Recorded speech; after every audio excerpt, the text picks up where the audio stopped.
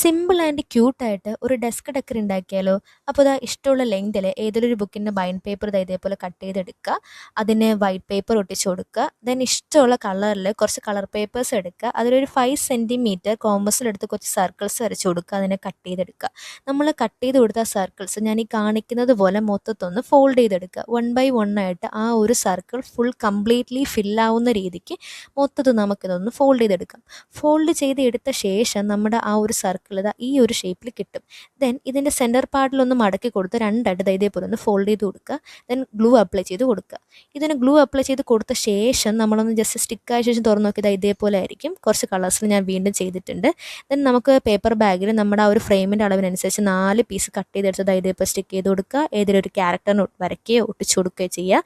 Then നമ്മുടെ ഈ ഒരു ഹാർട്ട് ഫോൾഡിങ്സ് ഇല്ലേ, അതിന് ഞാനിവിടെ ഒരു പേപ്പർ ബലൂൺ പോലെ ആ ഒരു ടെഡി ബിയർ ബലൂൺ പിടിച്ചേക്കുന്നത് പോലെ ഒരു തീം കൊടുക്കാനാണ് ഞാൻ ആഗ്രഹിക്കുന്നത്. അപ്പോൾ അതേപോലെ ഞാനൊന്ന് അറേഞ്ച് ചെയ്ത് കൊടുക്കുന്നുണ്ട്. നമുക്ക് ഏത് ഡിസൈൻ വേണമെങ്കിലും നമുക്കിത് യൂസ് ചെയ്യാവുന്നതാണ്.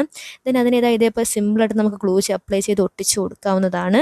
ദെൻ ആ ഒരു ടെഡി ബിയർ ഇതൊരു ഹോൾഡ് ചെയ്യുന്ന പോലെ ആയതുകൊണ്ട് ഞാൻ നോർമൽ ബ്ലാക്ക് പെൻ ഇട്ട് ഈ ഒരു സിമ്പിൾ ലൈൻ പോലെയൊക്കെ ഒന്ന് വരച്ച് കൊടുക്കുന്നുണ്ട്.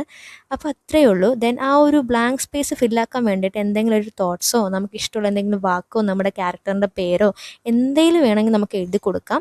ഞാനിവിടെ ജസ്റ്റ് ഹാപ്പിനെസ് എന്ന് മാത്രമേ എഴുതി കൊടുത്തുള്ളൂ. സിമ്പിളായിട്ട് എഴുതി കൊടുത്തപ്പോൾ എന്തോ എനിക്കൊരു തൃപ്തി ഇല്ലാത്തത് കൊണ്ട് വീണ്ടും ഒന്ന് ഹൈലൈറ്റ് ചെയ്ത് കൊടുക്കുന്നുണ്ട്. ഹൈലൈറ്റ് ചെയ്ത് കൊടുത്തപ്പം അത്യാവശ്യം ഒരു സാറ്റിസ്ഫാക്ഷനൊക്കെ വന്നു. എന്നാലും എനിക്ക് എന്തിൻ്റെ കേടായിരുന്നു എന്ന് അറിയത്തില്ല. വീണ്ടും ഒരു യെല്ലോ കളർ എടുത്ത് വീണ്ടും ഒന്ന് ഹൈലൈറ്റ് ചെയ്ത് കൊടുക്കുന്നുണ്ട്. കൊള്ളം ആകും എന്ന് ഞാൻ വിചാരിച്ച കാര്യം ലാസ്റ്റ് അത്യാവശ്യം ഒരു മെനക്കൊക്കെ എത്തിയിട്ടുണ്ട് കേട്ടോ. അപ്പം ഈ ഹൈലൈറ്റിംഗ് പരിപാടി ജസ്റ്റ് ഓപ്ഷണലാണ്. എൻ്റെ ഒരു സമാധാനത്തിന് വേണ്ടി ഞാൻ ചെയ്തു എന്ന് മാത്രം.